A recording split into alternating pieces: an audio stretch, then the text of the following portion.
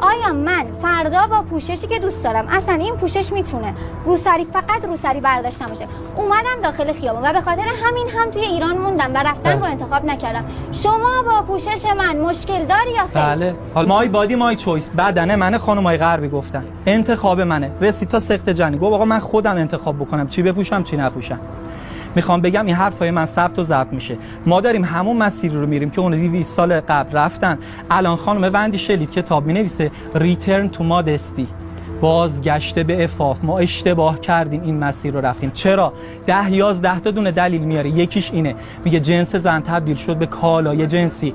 اینو آیندگان میگن. خانم الزیماری اینو میگه در سوئیس که ما داریم زندگی میکنیم، دور از جون همه خانم ها، جنس زن تبدیل شد به دستمال‌های کاغذی.